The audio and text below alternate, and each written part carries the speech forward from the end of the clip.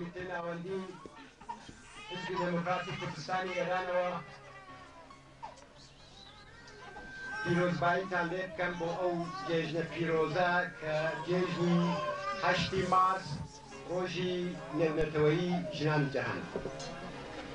هەروەها لەلایەن دەفتەری سیاسی حزبی دموکراتەوە زۆر سپاسی هەموو ئەو خوشکانە دەکەم کە زەحمەتێکی زۆریان کێشاوە و توانیویانە جێژنە جوانەمان بۆ ئامادە بکەن.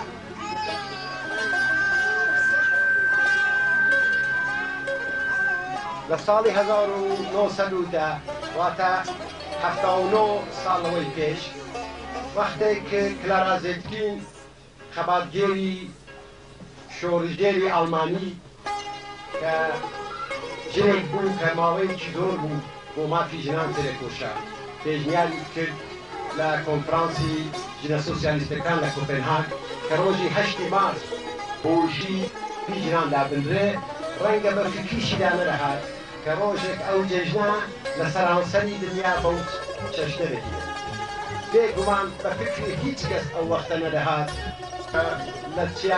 لەسەر چیا بەردەکانی کوردستان ئێمە وەک پارتیزان و خەباتگێر لە هەڵومەرجێکی تایبەتیدا ئەو جێژنە بەرپا دەکەین و هەم خوشکەکانمان خۆیان لە جێژنەکە لە بەشدار دەبن و هەم نیشان دەدەن کە ئامادەن بۆ ئەوە کە لە هەموو خەباتێکی گەلەکەماندا لە هەموو تێکۆشانێکی حیزبەکەماندا بە هەموو حێزیانەوە بەشدار. واقعیت ئەوەیە کە وڵاتی ئێمە وڵاتی پاشکەوتووە، بەڵام پاشکەوتووترین لای کۆمەڵی کوردەواری لە واقعدا پاشکەوتنی خوشکەکانمان. پاشکەوتنی خوشکەکانمان بۆیەکەی ئەوە نییە کە خەتای خۆیان بەداخەوە کۆمەڵی کوردەواری سەدان ساڵە سنەتێکی ئەو تۆی هەیە کە ژن نەیتوانیوە بەو شێوەیە کە پێویستە لە خەبات و تێکۆشان و لە کار و کردەوەی وڵاتەکەماندا بەشدار بێت کە دەڵێن ژن نیوەی کۆمەڵە واقعیەتێکمان کردووە، بەڵام هەر لەو کاتەشدا دەبێت دانگۆ بنین کە جارێ هەروەها کە زۆر جار کردومانە نەک هەر کۆمەڵەکەمان پەشکەوتووە لەو کەسانەی کە ئیدعایان هەیە کە ژن دەبێ ئازاد بێت تەنانەت بادوور نەڕۆم زۆر لە هاوڕێیانی خۆشمان جارێ بە تەواوی نەهاتوونەتە سەر ئەو باوەڕە کە ژن دەبێ وەک پیاو لە هەموو بەشەکانی تێکۆشانی خەباتدا و هەروەها لە هەموو کار و کردەوەی کۆمەڵی کوردەواریدا بەشداری بکات. پێشگەلەوە بە ئەو ڕاستیەش بڵم کە خودی خوشکەکانیشمان زۆر جار ئەگەر بۆیشیان هەڵدەکەوێت ئەو تۆ ئامادەیی نیشان نادەن کە ئەرکی خۆیان لە واقعدا بخەنە سەرشانی خۆیان بۆ جێبەجێکردنی کارێکی یەکجار زۆر گەورە کە بریتیە لە وەرگرتنی مافی ژن. ئێمە کە باسی ماف دەکەین باسی گیرگرفتی ژنان دەکەین چونکە ئەو گیرگرفتە هەیە. هەروەها کە مەسەلەی گیرگرفتی کورد دەکەین گیرگرفتی کورد دەبێت جێبەجێ بێت دەبێت گەلی کورد مافی چارەنووسی مافی دانانی چارەنووسی بۆ لەدەستەوە بگرێت. لە ژنان مەسەلەی ژنانیش دەهێڵێت ژنان دەبێت خۆیان مافی لە واقعیدا چارەنووسی خۆیان بەدەستەوە بگرێت. ئەگەر چارەنووسی خۆیان بەدەستەوە نەگرن ئەوەی کە پێیان خۆشە جێبەجێ بێت کەسی دیکە بۆیان ناکات.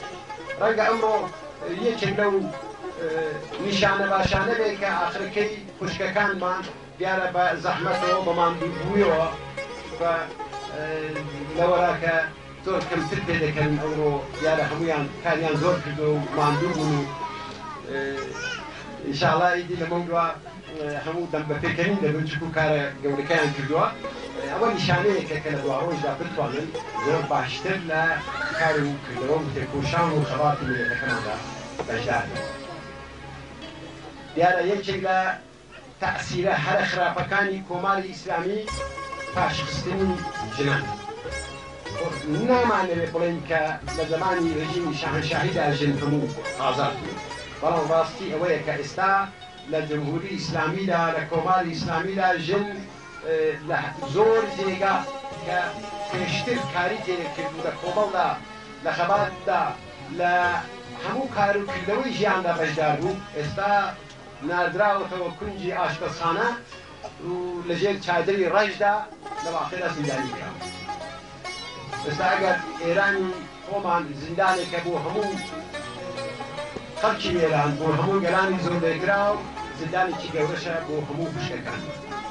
بۆیە خەبات بۆ ئازادی ژن، خەبات بۆ ئەوە ژن مافی خۆی وەربگرێت بە هیچ شێوەیەک جدا نییە لە خەباتی میلەتەکەمان بۆ دێمۆکراسی و خودموختاری. لە هەر جێگایەک دێمۆکراسی زیاتر پێشکەوتووە، میلەتان مافی خۆیان وەرگرتووە، ژنانیش ئازادی زیاتریان دەست ئەو سێ خەباتە وەرگیەکە. بەڵام ناشارمەوە دەبێت بۆ تاریخ بێڵم کە خەبات بۆ مافی ژنان تەنانەت لە وەرگرتنی خودموختاریش درێژترە. لەرە هەوڕێیان دەزانن کە ئێمە هەر لە مێژە کتومانە کە خەبات بۆ خودموختاری ڕەنگە زۆر درێژ بێت، بەڵام خەبات بۆ مافی ژنان هەتا پاش خودموختاریش دەبێت هەر بەردەوام بێت. لە خوشکەکانمان بە تایبەتی ئەوانەی کە ئەمریان کەمە دەبێت ئێستا خۆیان ئامادە بکەن بۆ ئەو ڕۆژە کە وەختێک گەورە بوو خەباتەکە بەڕاستی هەمولایەنی درێژە کردن. چونکە جێژنە و پێشم خۆش نییە وەختان زۆر بگرن. جارێکی دیکە پیرۆزباییتان لێ دەکەم، داوام ئەوەیە کە خوشکەکانمان لە دوڕۆژدا زۆر زیاتر لە هەموو تێکۆشانی حیزبەکەماندا لە هەموو خەباتی میلەتەکەماندا بەشدار بوون کە زۆریش بەشداریان کردووە بە تایبەتی لەو 10 ساڵە شەرە خوێناویەدا.